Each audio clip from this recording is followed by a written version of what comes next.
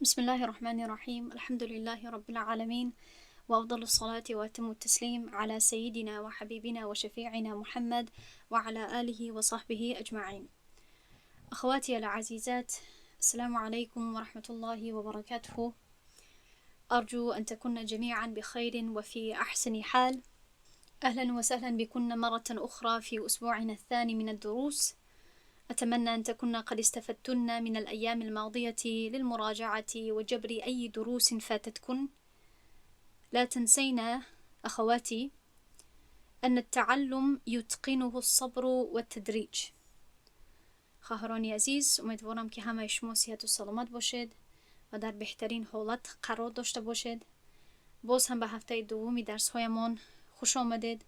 امیدوارم که روزهای گذشته برای برقرار کردن درس های فوت شده یا از دست رفته و تکرار کردن درس ها مفید بود. انشاءالله فراموش نکنید که آموزش علم صبر و تدریج را طلب می کند.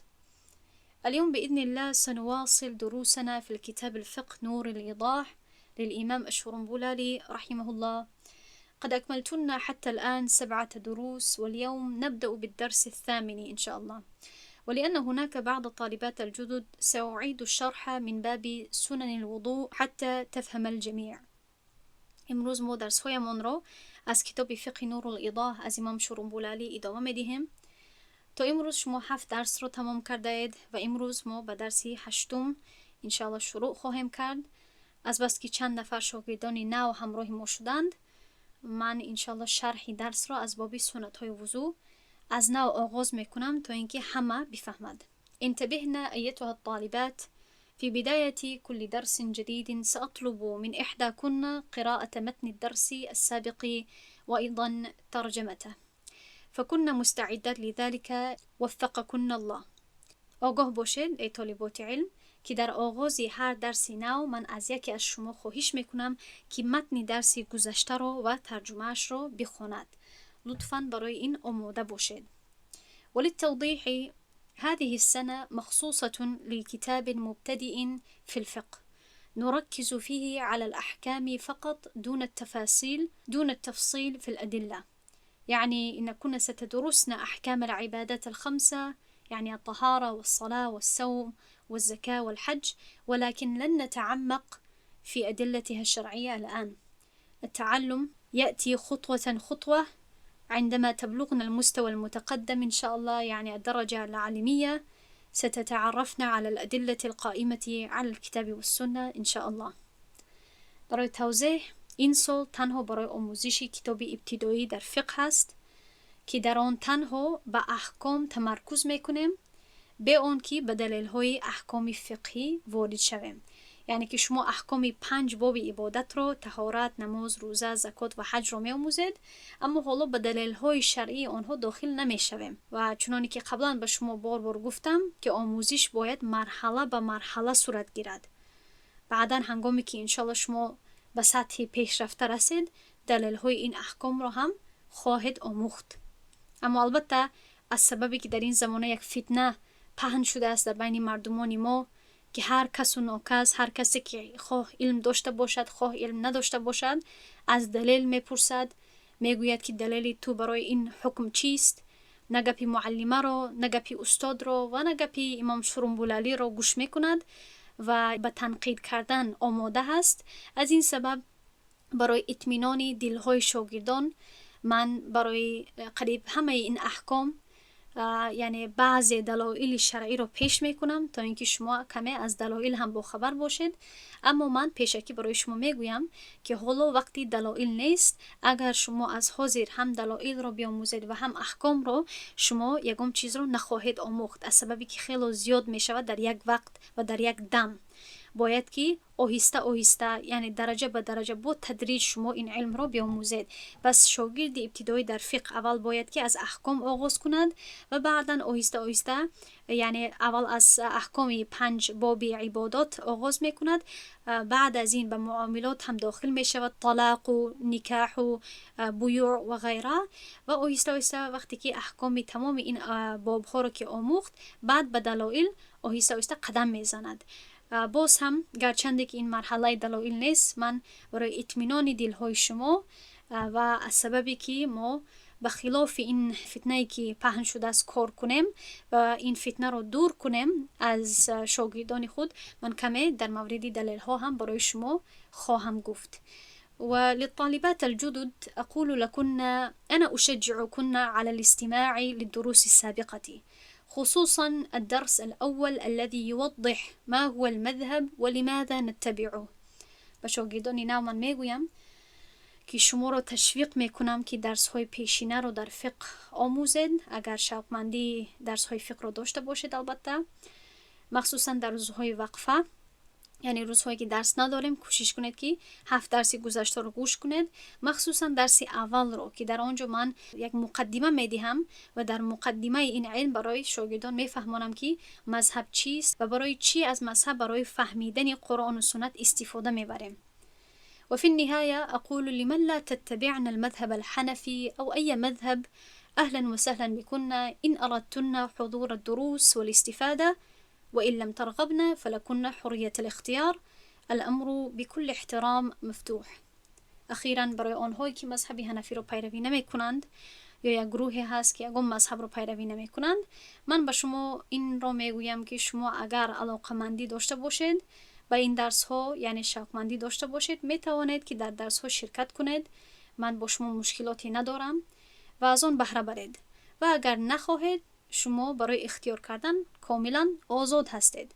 مهم همین است که از احترام همدیگر ما باید دور نرویم، چون که الکی من شما را هشدار کرده بودم که کسی که قصداً از اخلاق علمی بیرون شود در این گروه، اینجا برای او جای نیست. بارك الله فيكن وجعل دروسنا نافعة في الدنيا والآخرة وجزاكن الله خيرا. پس اکنون انشاءالله آغاز میکنیم درس امروزه خود را. فصل، این یک قسمت نو هست، یک بابی نو هست و من با شما اگر اهمیت داده باشید، مخصوصا برای شاگردان نو، من برای شاگردان 2 نسخه 2 چاپ روان کردگی هستم.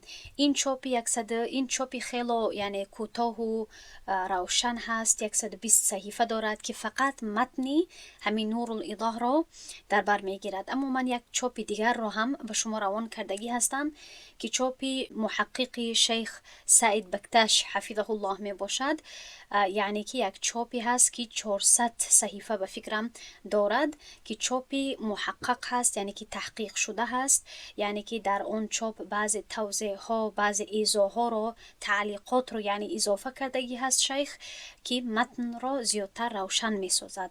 و کسانی که نمیدانند، شیخ سعید بکتش یک شیخ حنفی حلبی هست، یعنی که از سوریه هست که حالا در مدینه منوره استقامت می کند.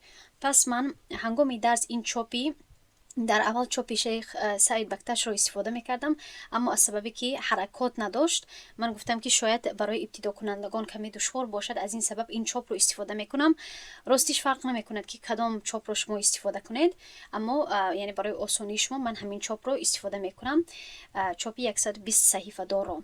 پس در چاپی شیخ سعید بکتش بعد از نوشتن فصل عموما در قوسک می نویسد که این فصل درباره چیست. پس از همونجا من میفهمم که در این فصل درباره چی، یعنی مؤلف سخن میگوید.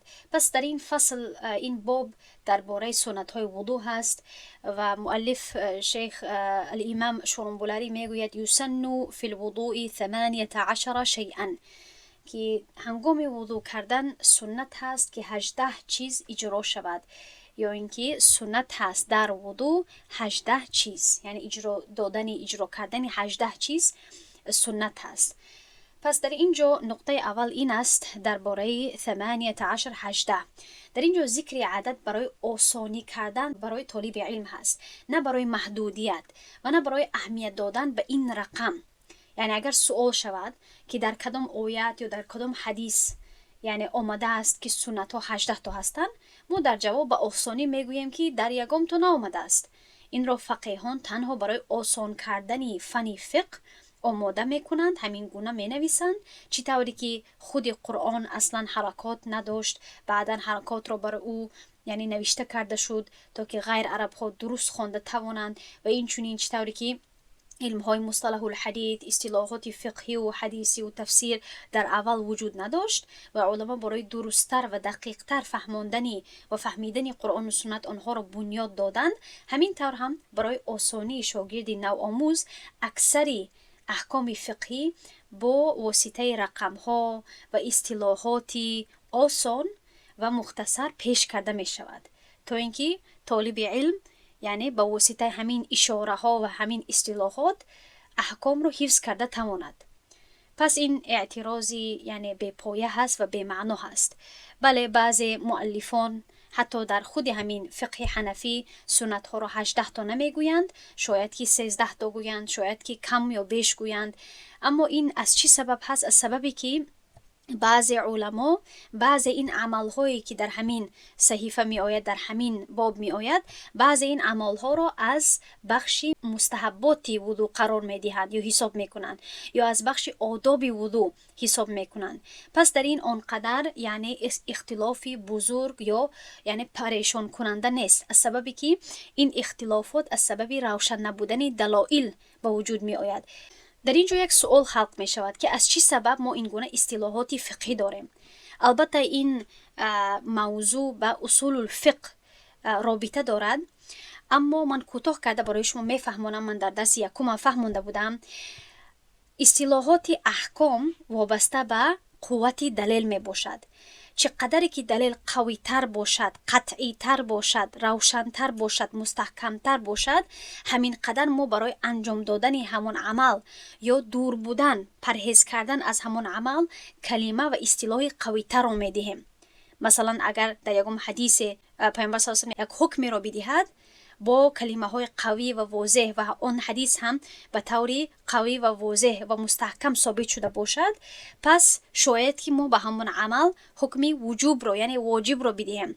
و اگر حدیث از چیز نهی کند ما به همون عمل یعنی شاید کلمه یا اصطلاح مکروه تحریمی رو بدهیم. اگر در آیت قرآن و یکم چیز حکم شود ما او را فرض میگوییم، اگر در آیت قرآن از یکم چیز نهی شود ما او را حرام میگوییم. پس این اصطلاحات را فقیهان بعداً یعنی ایجاد کردن، آماده ساختن تا اینکه ما شریعت را درست‌تر بفهمیم و روشن‌تر بفهمیم و در فکر خود گرفته توانیم. پس اگر کسی اعتراض کند که آیا این در قرآن این گونه گفته شده است یا اینکه در حدیث این گونه گفته شده است، نه، اما لازم نیست که هر چیز این گونه باید روشن در قرآن و سنت گفته شود، وقتی که این را ما فقط برای یعنی فهمیدن فقه استفاده میکنیم. به هر حال پیش از آن که به عمل یکم گذاریم ما باید بفهمیم که سنت چی را گفته می شود، هم از جهت لغوی و هم از جهت اصطلاحی. پس امام شورنبلالی در شرحش، هر وقتی که من میگویم امام شورنبلالی در شرحش این گونه میفهماند، شما باید بگیرید که من به شرحش گفته شرحش رو مراقی الفلاح رو در نظر دارم. یعنی که امام شورنبلالی برای همین متن مختصرش یک شرح رو تصنیف کرده است که در آن شرح به بعضی دلیل های همین احکام اشاره میکند. البته دلیل های احکام اینقدر زیاد هست، به یک عمل چندین تا دلیل بودنش امکانیت هست، ممکن هست، اما در این شرحش اونقدر زیاد به دلیل ها داخل نمی شود البته، اما به اکثری احکام حداقل یک یا دو دلیل رو پیش می کند. پس این هست نور الإيضاح از امام شورنبلالی. اما امام شورنبلالی برای همین متن مختصرش یک شرح رو تصنیف کرده است به نام مراقی الفلاح. پس وقتی که من میگویم که امام شورنبلالی در شرحش این گونه فهمانده است، شما بدانید که من به کدام کتاب اشاره میکنم یا از کدام کتاب به شما پیش میکنم. به هر حال خود امام شورنبلالی میفهماند که و سنت لغتا الطریقه ولو سیئه، میگوید که سنت در لغت یعنی که در زبان عربی چی معنا دارد؟ معنای راه و روش رو دارد، یعنی که طریقه گرچه میتواند بد هم باشد، یعنی به معنای عمومی استفاده می شود. طریقه چی خوب باشد یا اینکه چی بد. و خود پیامبر صلی الله علیه و سلم سنت را به همین معنای طریقه یا راه و روش استفاده می کند. در یک حدیثی که من با شما پیش می کنم پیامبر صلی الله علیه و سلم فرموده است: من سن فی الاسلام سنة حسنة فله اجرها و اجر من عمل بها بعده من غیر ان ينقص من اجورهم شیء. یعنی میگوید که کسی که در اسلام یک سنت خوبی را آغاز کند، سنه فعلش هست و سنتا حسنتا الکی میشنوید که سنت خوب، یعنی که یک عمل خوب را، یک سنت خوب را آغاز کند، برای او ثواب آن و ثواب کسی هست که پس از او را اجرا میکند نوشته میشود، بدون آن که از ثواب آنها چیزی کم شود. و با مقابل این میگوید و من سن فی الاسلام سنتا سیئه کان علیه وزرها و وزر من عمل بها بعده من غیر ان ینقص من اوزارهم شیء.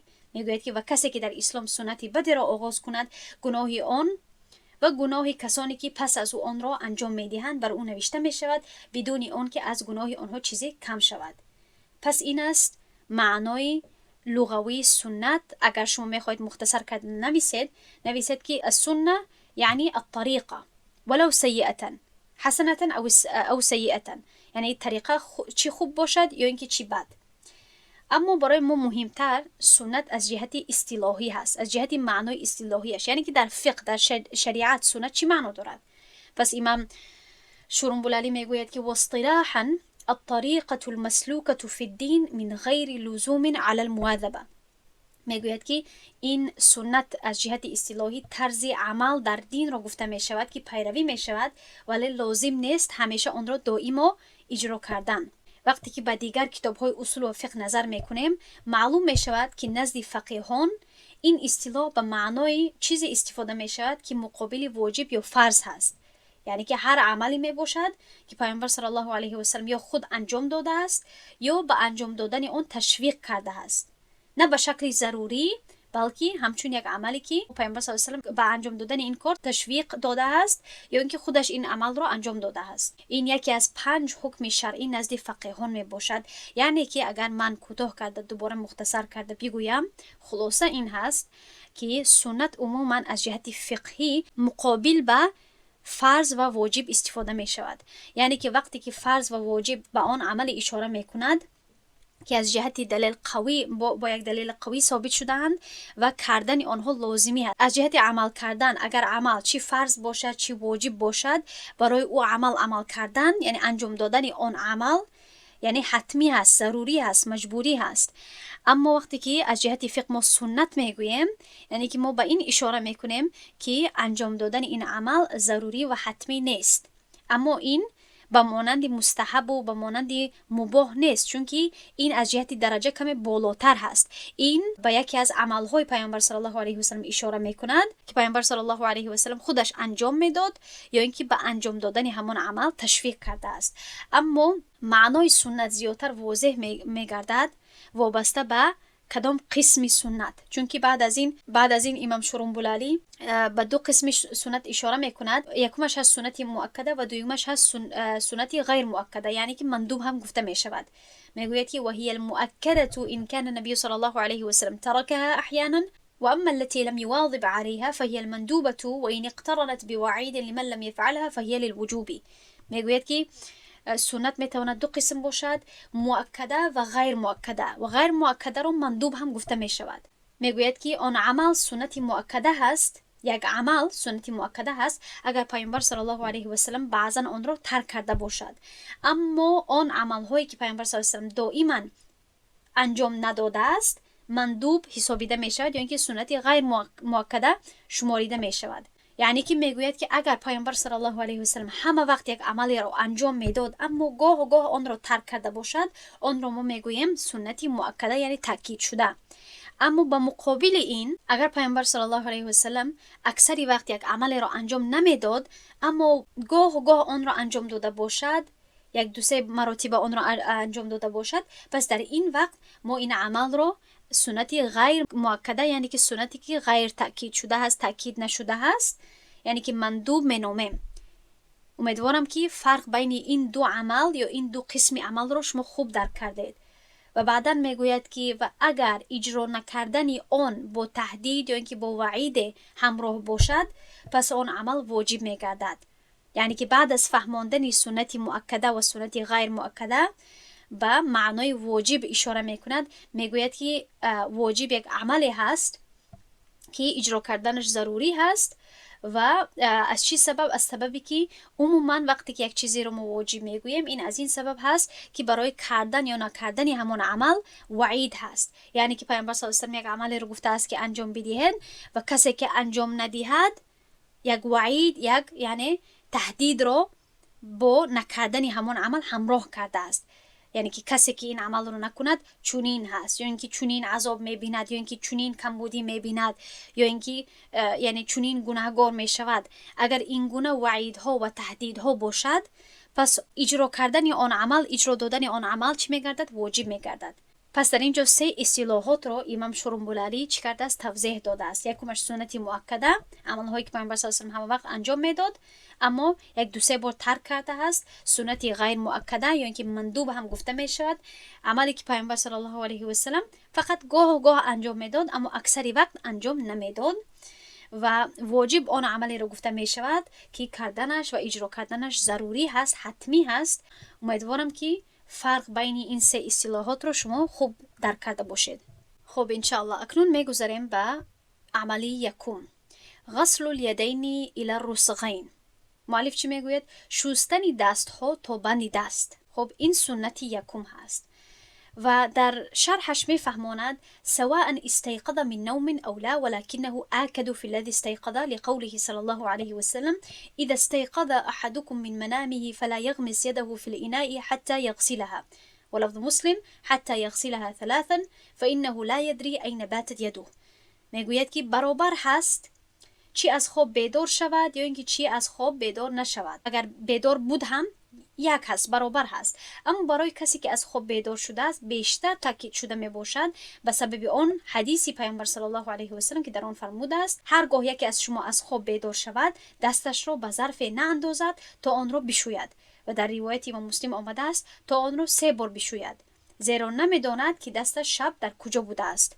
یعنی که هدف مؤلف، من مختصر کرده به شما بگویم، این است که میگوید که یکم سنت وضو شستن دست ها هست، اما فرق نمی کند که چی انسان از خواب بیدار شده باشد، یعنی که در سحر باشد، برای نماز فجر باشد، یا بعد از مثلا خواب کردن باشد، بعد از بیدار شدن از خواب باشد، یا اینکه چی انسان بیدار بود، در حالت بیداری بود اما طهارتش شکست و رفت و همین خیلی مستقیم رفت و طهارتی نو گرفت در حالت بیداری و پیش از او خواب نکرده بود.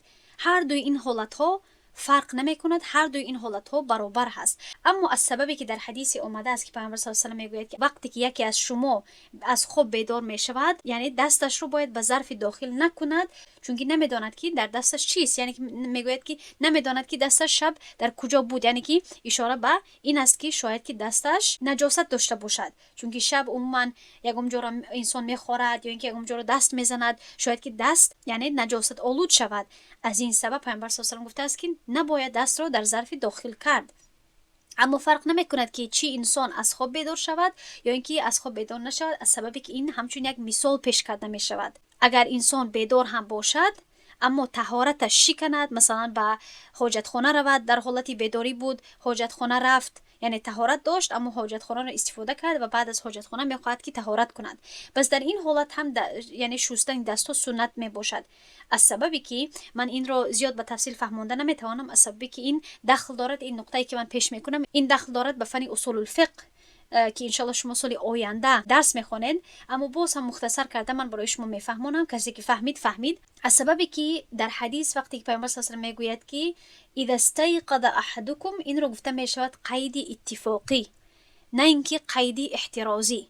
یعنی که در اینجا این قید که گفته شده است این تنها برای همچون یک مثال، اتفاقا یک مثال رو پیش کرده است، نه اینکه انسان تنها باید دستایش رو بشوید وقتی که از خواب بیدار شد و اگر بیدار بود دست رو شستن لازمی نیست و میتواند که در ظرف دستش رو داخل کند. این گونه نیست، یعنی که در هر دوی حالت ها باید که دستش رو پیش از وضو گرفتن باید، نه اما سنت هست که دستش رو بشوید. و بعدا میگوید برای یک سوال جواب رو پیش میکند. مثلا سوال در اینجا این است که اگر انسان در یک ظرف آب داشته باشد یا در یک حوض آب داشته باشد که خیلی وزنین باشد، خیلی کلان باشد و نتواند که با یک کولزک خردتر، با یک قاب خرد از آنجا آب بگیرد و اول دستهایش رو بشوید و بعدا در آن حوض یا بعدا در آن ظرف طهارت خود رو بکند، پس در این حالت چی باید کرد؟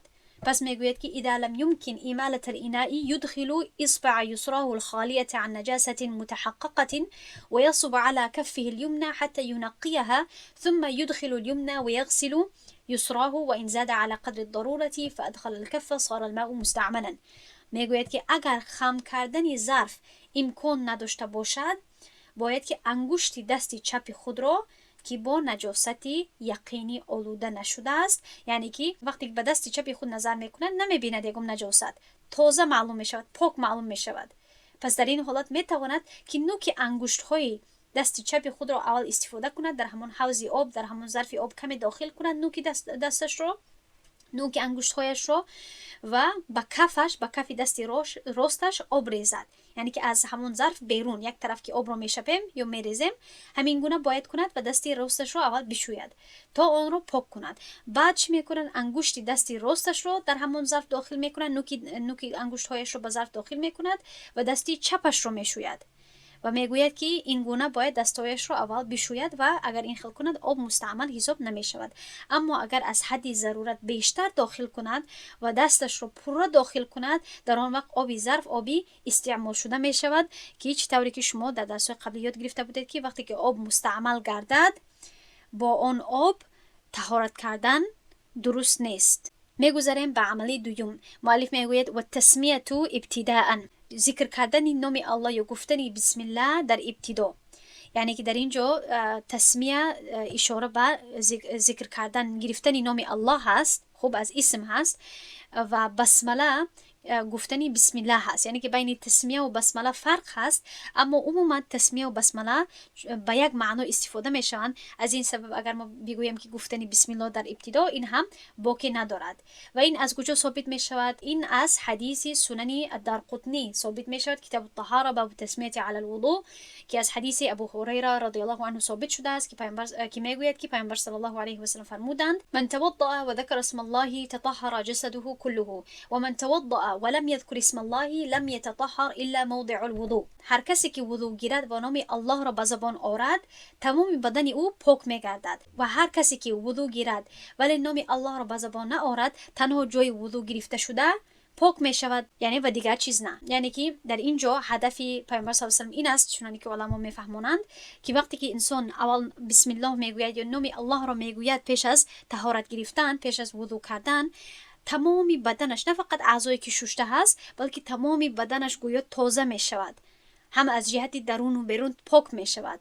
اما کسی که طهارت رو به بسم الله یعنی پورا کند، پس در آن وقت فقط همان فرضیت پورا می شود، فقط همان عضوهای شستهش همان پاک می گردد برای درست شدن نماز. و یک حدیث دیگری هست برای سنت بودن گفتنی بسم الله در اولی طهارت، و این حدیث سنن ابی داود رحمه الله هست، کتاب الطهاره باب التسمیه علی الوضو، که از حدیث ابو هریره رضی الله عنه می باشد که قال رسول الله صلی الله علیه و سلم: لا صلاة لمن لا وضوء له ولا وضوء لمن لم يذكر اسم الله تعالی علیه، که پیامبر صلی الله علیه و سلم فرمودند نماز برای آن کسی که وضو ندارد قبول نمی شود و وضو برای آن کسی که نام الله را هنگام وضو به زبان نآورد نیست. یعنی که در اینجا علما میفهمونند که هدف پیامبر صلی الله علیه و سلم این است، نه اینکه طهارت او جایز یا اینکه حساب نمی شود، این گونه نه، بلکه طهارت او به درجه کامل حساب نمی شود. یعنی که اگر کسی بسم الله نگوید اما باز هم طهارت کند، طهارتش البته که قبول می شود، از سببی که من برای شما آیت قرآن رو پیش کرده بودم و از آیت قرآن ما فهمیده می توانیم که فقط 4 عمل ارکان وضو حساب می شود، یا اینکه فرض‌های وضو حساب می شود، و این شستنی روی هست. دایره روی رو من برای شما فهمونده بودم، مسح کردن بعد چاریکی سر، شستنی دست ها تا اورنج ها یعنی تا استخوان دست یک بار، و این چنین شستنی هر دوی پای ها تا استخوان پای. پس این 4 عمل فرض‌های وضو گفته میشوند. البته این طبق فقه حنفی هست، طبق دیگر فقه یعنی فقه دیگر مذهب ها آنها یعنی نیت رو هم در فرض‌های وضو حساب میکنند، و این چنین ترتیب رو هم بعضی مذهب ها همچون فرض‌های وضو حساب میکنند. موالات رو یعنی که پای در پای انجام دادن عمل ها رو هم در فرض ها داخل میکنند. یعنی بعضی ها میگوین 6 تا هست، اما طبق فقه حنفی ما 4 عمل رو فرض میگوییم، از سببی که در آیت 4 عمل ذکر شده است، و این دیگر عملهایی که در احادیث می آید اینها رو ما سنت میگوییم، از سببی که پیامبر صلی الله علیه و سلم تشویق داده است به این کار و این چنین خودش هم دائم این عمل رو انجام میداد. پس در اینجا وقتی که پیامبر صلی الله علیه و سلم میگوید که نماز نیست برای کسی که وضو ندارد و این چنین وضو نیست برای کسی که نام الله را نگیرد، این قسمت دویمش به این اشاره هست که طهارت آن انسانی که نام الله را نگیرد کامل حساب نمی شود.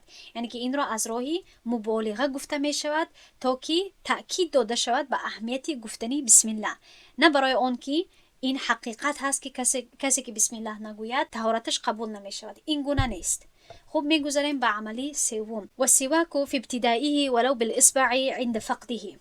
مؤلف میگوید که استفاده کردن مسواک در ابتدای وضو، فی ابتدائه، این ها ضمیر اشاره میکند به وضو، در ابتدای وضو، ولو بالاصبع، حتی با انگشت هم باشد، در نبودن مسواک. فقده این ها ضمیر اشاره میکند به مسواک، در گم بودن، در نبودن مسواک. در این هم ما حدیثی داریم از صحیح مسلم کتاب الطهارة باب السواک از ابو هریره رضی الله عنه که از پیامبر صلی الله علیه و سلم روایت میکند که پیامبر صلی الله علیه و سلم فرمود لولا ان اشق علی المؤمنین و فی حدیث زهیر علی امتی لامرتم بالسواک عند كل صلاه.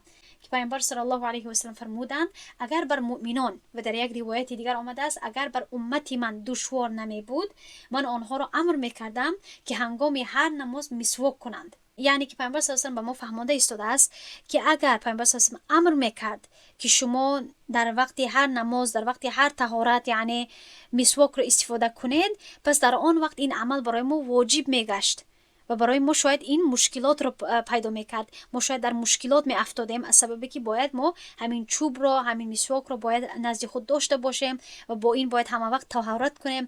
پس از سببی که ما دوچاری دشواری نشویم، پیامبر صلی الله علیه و آله به ما گفته است که من این گونه حکم نکردم، اما باز هم اشاره میکند به فضیلت این عمل و به فایده این عمل. و امام شرنبللی میفهماند، میگوید که و هو من سنن الوضوء عندنا لا من سنن الصلاة فتحصل فضيلته لكل صلاة اداها بوضوء استاك فيه. میگوید که این عمل یعنی که مسواک کردن از سنت های وضو نزد ما حساب می شود، نه اینکه از سنت های نماز. پس فضیلت آن به دست می آید با هر نمازی که با وضوء انجام یافته است که در آن مسواک کرده شده است.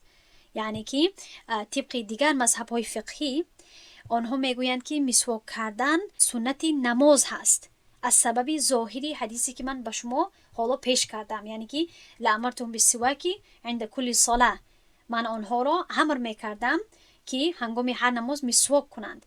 اما طبق فقه حنفی ما این حدیث را این گونه میفهمیم، یعنی از ظاهرش نمیگیریم، این گونه میفهمیم که در وقت هر نماز، یعنی که البته در وقت آمادگی به هر نماز، در وقت آماده شدن، طهارت کردن به هر نماز. پس برای همین ما مسواک کردن را یعنی یکی از سنت های طهارت، یکی از سنت های وضو حساب میکنیم، نه اینکه سنت های نماز.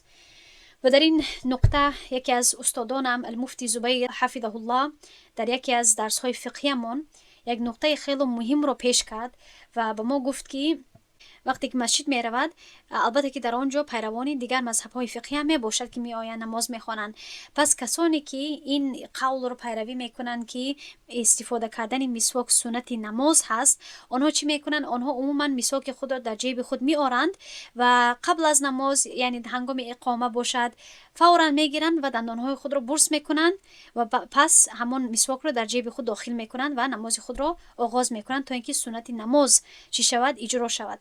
اما برای ما این نقطه رو پیش کرد که یعنی یکی از فایده های قولی که ما در فقه حنفی پیروی میکنیم این است که انسان اگر یعنی پیش از نمازش گیرد و مسواک کند، احتمال زیاد هست که میتواند که با همان چوب بیرهایش را چی کند؟ خون کند و بیرهش زند و بیرهایش خون شود و وقتی که بیرهایش خون شود البته که طهارتش میشکند و او باید فورا رود و تیز طهارت کند و شاید جماعت را هم از دست دهد. پس وقتی که ما مسواک را یکی از سنت های وضو یعنی میشماریم، در این یک فایده عملی هم هست که اگر بیره انسان خون شود او میتواند که هنگام وضو البته خود را تازه کند، صاف کند و پیش از پیش برای نماز آماده باشد و نمازش را و جماعتش را از دست ندهد.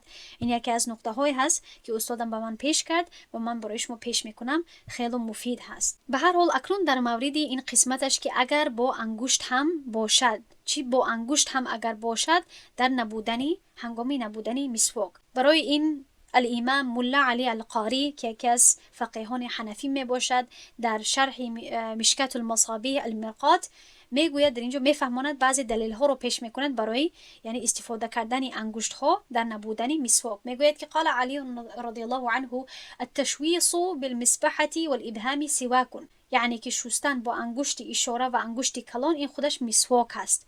و میگوید که ولی ما روى البيهقي وغيره عن انس رضی الله عنه قال رسول الله صلی الله علیه و سلم یجزئ من السواک الاصابع. یعنی امام ملا علی القاری میگوید که امام بیهقی و دیگران یعنی دیگر محدثین از انس رضی الله عنه روایت میکنند پیامبر صلی الله علیه و سلم فرمودند برای مسواک انگشت ها کافی میباشند. و این چنین میگوید که وروى الطبراني عن عائشة رضي الله عنها قالت قلت يا رسول الله الرجل يذهب فوه يستاك؟ قال نعم. قلت كيف يصنع؟ قال يدخل اصبعه في فيه. و این چنین یکی از احادیث امام طبرانی را هم پیش میکند. امام طبرانی هم به مانند امام بخاری و غیره یعنی احادیث رو جمع میکند و امام طبرانی یکی از روایت های عایشه ام المؤمنین رضی الله عنها را پیش میکند که عایشه رضی الله عنها گفت ای رسول الله اگر دهان بیضه بویناک شود مسواک کند؟ یعنی که اگر شخصی دهانش بویناک شود آیا مسواک کند؟ پیامبر صلی الله علیه و آله در جواب گفتند بله. و بعداً عایشه رضی الله عنها پرسید چگونه باید کند؟ پیامبر صلی الله علیه و آله جواب داد که انگشتش را در دهانش گذارد. و در آخر علی القاری چی میگوید؟ قول امام نووی را پیش میکند که امام نووی یکی از فقیهان مذهب شافعی میباشد، اما در این مسئله با ما یک فایده رو پیش میکند. میگوید که یستحب ان یستاک بعود من اراک و بما یزیل التغیر من الخرقه الخشنه والاصبع ان لم تكن لینه ولم یجد غیرها. بهتر است که با چوب عراق مسواک کرده شود یا با چیزی که تغییری بوی را برطرف میکند، مثل یک پاره لطه سخت یا خود انگشت انسان، دست انسان، اگر چیزی نرم نباشد و چیزی دیگر دسترس نباشد. پس این بود بعض دلیل ها برای استفاده کردن انگشت ها هنگامی نبودنی چوب عراق یا اینکه خودی مسواک. اما در استفاده کردن مسواک البته خیلی زیاد فایده ها هست، فایده های طبی هم هست و البته این سنت اصلا در خودی استفاده کردن همین چوب هست، چی چوبی درخت عراق باشد یا چی چوبی درخت زیتون باشد، هر دویش یعنی فایده آور هست. انشالله طرز استفاده کردن مسواک رو یک کسی پرسان شده بودن، من یک ویدیو رو در گروه برای شما روان میکنم. میگذاریم به عملی چهارم، والمضمضة ثلاثا ولو بغرفة. چهارمش هست غرغره کردن، مضمضه کردن 3 مرتبه حتی با یک کف آب هم باشد. و یعنی که شستن دهان 3 مرتبه حتی با یک کف آب هم باشد. یعنی که انسان میتواند یک کف آب بگیرد و از همون کف آب کمک بگیرد و دهانش رو غرغره کند، یک طرف پرتاید، کمک دیگر بگیرد، کمک دیگر بگیرد، یعنی 3 مرتبه از یک کف آب بگیرد.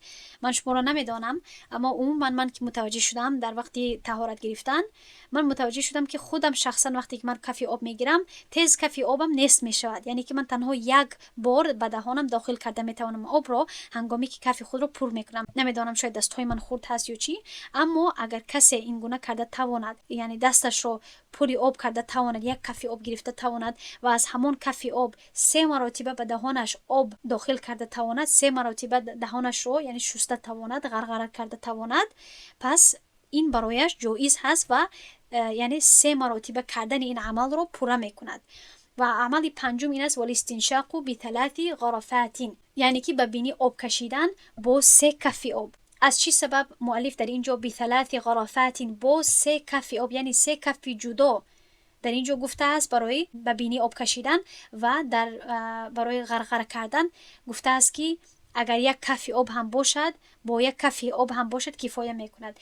از این سبب که وقتی که انسان یک کف آب رو میگیرد یعنی امکانیتش هست که از یک کف آب میتواند که 3 بار یعنی کمی به دهانش بگیرد آب رو و دهانش رو بشوید یا اینکه به دهانش غرغره کند و یک طرف آب رو یعنی توف کند، خارج کند. اما انسان وقتی که به بینیش آب داخل میکند، همون کفی آبی که در دستش هست کمی وقتی که میخواهد درآورد به بینیش، همون باقی مانده همون آب، یعنی که انسان نمیتواند که همون آب رو به بینیش قپد، یعنی به بینیش محدود نمیماند، از بینیش تیز جاری میشود، تیز میریزد و دوباره به کفی آبش یعنی چی میشود؟ میریزد و کفی آبش رو، همون آبی که در دستش هست او رو یعنی آبی استعمال شده یا اینکه مستعمل میسازد.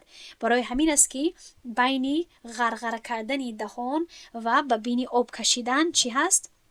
فرق است. برای 3 مرتبه شستن دهان انسان میتواند که در دستش 1 کف آب رو استفاده کند و از همون کف آب 3 مرتبه آب بگیرد به دهانش. اما برای شستن بینی انسان باید که 3 مرتبه آب بگیرد. برای همین کسی که این عمل رو انجام میدهد از جهت عملی کمک آب به دستش بگیرد، یکم بار در بینیش رو شوید و دوم بار آب گیرد و سوم بار، از سببی که نمیتواند که یک کف آب رو 3 مرتبه استفاده کند، از سببی که هر دفعه که کمی آب را به بینیش داخل می کند همون آب تیز جاری می شود و به کفش بر می گردد. و مؤلف در شرحش می گوید که ويسن أن تكون 3 لأنه صلى الله عليه وسلم توضأ فمضمض 3 واستنشق 3 يأخذ لكل واحدة ماء جديدا. می گوید که سنت هست که مزمزه و استنشاق 3 بار انجام داده شود، زیرا پیامبر صلی الله علیه و سلم وضو گرفتند و 3 بار مضمضه کردند و 3 بار استنشاق کردند و هر بار برای هر کدامش آبی نو رو گرفتند. یعنی که پیامبر صلی الله علیه و سلم عموما وقتی که طهارت می‌گرفتند آنها 3 مرتبه دهان خود را غرغره می‌کردند و 3 مرتبه بینی خود را صاف می‌کردند. اما دیگر حدیث های هست که پیامبر صلی الله علیه و سلم احیانا 2 مرتبه کردند، احیانا 1 مرتبه کردند. از این سبب خلاصه این است که 3 مرتبه کردن سنت هست، چون که پیامبر صلی الله علیه و سلم اکثر وقت 3 بار می‌کرد، اما 2 بار یا اینکه 1 بار کردن این جایز هست. و البته مزمزه و استنشاق این یکی از سنت های وضو هست، فرض های وضو حساب نمی شوند. اکنون ادامه میدیم به صحیفه بعدی. والمبالغه فی المضمضه والاستنشاق لغیر الصائم، یعنی که مبالغه کردن در غرغره و به بینی آب کشیدن برای کسی که روزه ندارد. در اینجا یک حدیث هست در سنن ابی داود که از لقیط ابن صبیره روایت می شود که پیامبر صلی الله علیه و سلم فرمودند بالغ فی الاستنشاق الا ان تكون صائما. در کتاب الصوم باب الصائم يصب عليه الماء من العطش ويبالغ في الاستنشاق، یعنی که پیامبر صلی الله علیه و سلم فرمودند که در استنشاق یعنی که در کشیدن آب به بینی مبالغه کن مگر اینکه روزه داشته باشی. از چی سبب؟ از سببی که وقتی که انسان اگر در کشیدن آب به بینی مبالغه کند یا اینکه در غرغره کردن مبالغه کند، و مبالغه کردن این کلمه هم عربی هست هم تاجیکی، یعنی که از حد زیاد کند یا زیادتر کند، کوشش کند که یعنی کمی از حد ضروری زیادتر کند برای اطمینانش، پس این احتمالی دارد که به روزه او خطر میرساند، یعنی که احتمالی هست که روزه او را میشکند. از سببی که انسان اگر غرغره کند، فرض کنیم اگر همون یعنی سر خود را بالا کند و گلوی خود را یعنی حلق خود را اگر غرغره کند، احتمالی هست که میتواند که همان آب چی شود؟ جاری شود، پایان رود. و این چنین اگر انسان به بینی خود یعنی اگر آب کشد و مبالغه کند، احتمال هست که از بینیش به حلقش میگذرد. و اگر این گونه شود، حلق یکی از الجوف المعتبر حساب می شود، یعنی که اگر چیزی به حلق رسد روزه انسان رو میشکند. پس از این سبب انسان وقتی که روزدار هست باید کوشش کند که خیلی یعنی معتدل باشد، میانه روی رو انتخاب کند و خیلی احتیاط کند، مخصوصا وقتی که این عمل ها سنت هستند، یعنی غرغره و استنشاق کردن سنت هست، اما روزه خود رو برقرار داشتن این البته که فرض هست. پس یک توصیه، یک مصلحتی که من برای شما میدهم این است که هنگام روزه‌داری کوشش کنید که سر خود رو پایان یعنی خم کنید هنگام غرغره کردن، تا اینکه اگر نخواست سولفید یا یکم چیز شود آب رو قورت نکنید، آب درون نرود، بیرون فراید، بیرون ریزد. و این چنین بینی خود رو هم زیاد به بینی خود آب نکشید و مخصوصا به جای سخت بینی هم آب نکشید، تا اینکه یعنی روزه شما به روزه شما یکم خطری نرسد. اکنون ادامه میدهم و تخلیل اللحیه الکثه بکف ماء من اسفلها و تخلیل الاصابع. مؤلف میگوید که خلال کردنی ریش غوث، یعنی که گذراندنی انگشت ها از بین ریش غوث با یک کف آب از پایانش، و این چنین خلال کردنی انگشت ها. خب من برای شما در اینجا یک نکته خیلی مهم رو پیش میکنم، دقت کنید. این مثال، این فتوایی که در اینجا میبینید، این یکی از مثال هایی هست که فتوای مذهب حنفی بر قول امام ابو حنیفه نیست، بلکه بر قول قاضی ابو یوسف هست، که کسانی که نمیدانند قاضی ابو یوسف و امام محمد که میگوییم، اینها دوتا شاگردان مشهور و برجسته امام ابو حنیفه بودند، که آنها یعنی حتی پیش از آن که با امام ابو حنیفه شاگردی کردند، پیش از آن که نزد امام ابو حنیفه تعلیم گرفتند، آنها الکه علما بودند، آنها الکه عالمانی برجسته بودند، عالمانی یعنی کلانسال بودند، یعنی نوجوانهای 16-17 ساله نبودند که چیزی که امام ابو حنیفه بگوید آنها فکر و اندیشه خود را نداشته باشند. چون که بعضی انسان ها این گونه گمان میکنند و من این را در یکمین درس فقه هم فهمانده بودم. بعضی انسان ها این گونه فکر میکنند که وقتی که ما میگوییم که این فتوای مذهبی حنفی هست یا اینکه این فتوای حنفی هست، آنها گمان میکنند که ما تمام فتواهایی که میدهیم این تمامش گفته های یک مرد هست.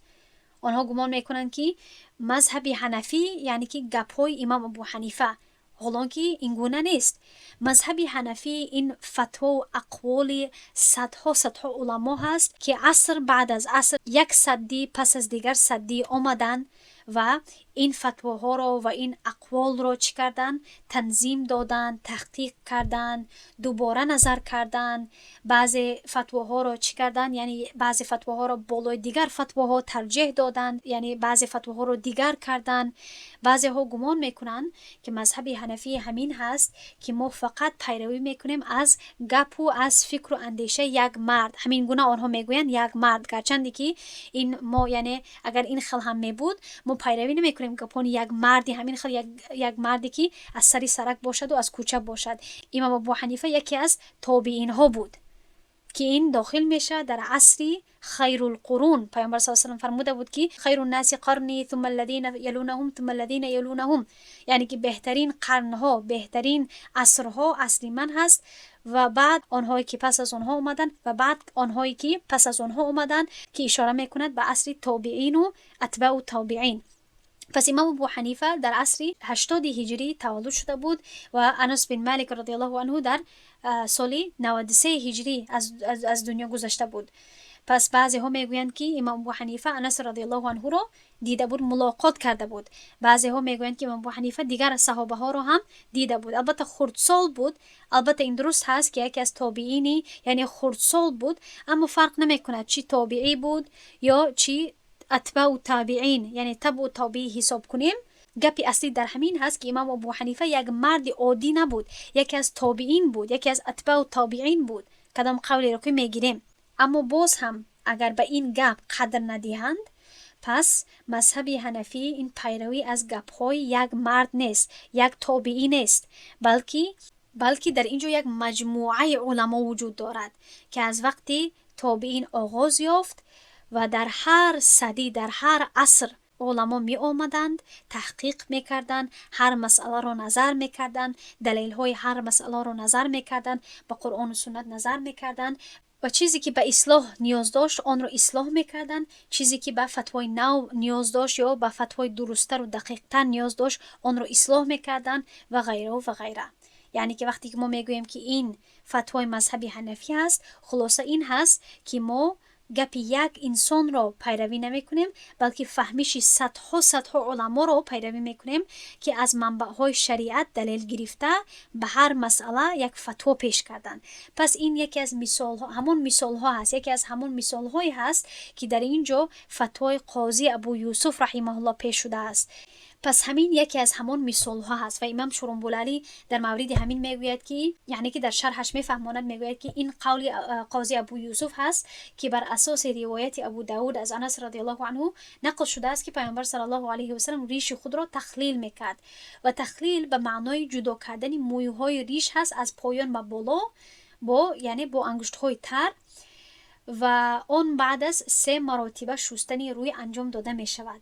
و همین حدیث سنن ابی داود کدام هست که انس رضی الله عنه میگوید که ان رسول الله صلی الله علیه و سلم کان اذا توضأ اخذ كفا من ماء فادخله تحت حنكه فخلل به لحيته وقال هكذا امرني ربي عز وجل. یعنی که پیامبر صلی الله علیه و سلم وقتی که وضو میگرفتند یک کف آب میگرفتند و آن را زیر منهشون میبردند و با آن ریش خود را تخلیل میکردند و میگفتند این تا پروردگار مرا امر کرد. و در اینجا امام شوربولانی میگوید که همین قولی که تخلیل کردن ریش غوث سنت هست از پایان و بالا، این قول و این فتوای قاضی ابو یوسف هست که در اینجا در مذهب حنفی قول همین عالم را ترجیح داده شده است، نه اینکه قول امام ابو حنیفه را. و خودی قول امام ابو حنیفه پس چی بود؟ میگوید که و ابو حنیفه و محمد یفضلانه لعدم المواظبة ولأنه لإكمال الفرض وداخلها ليس محل له بخلاف تخلیل الأصابع.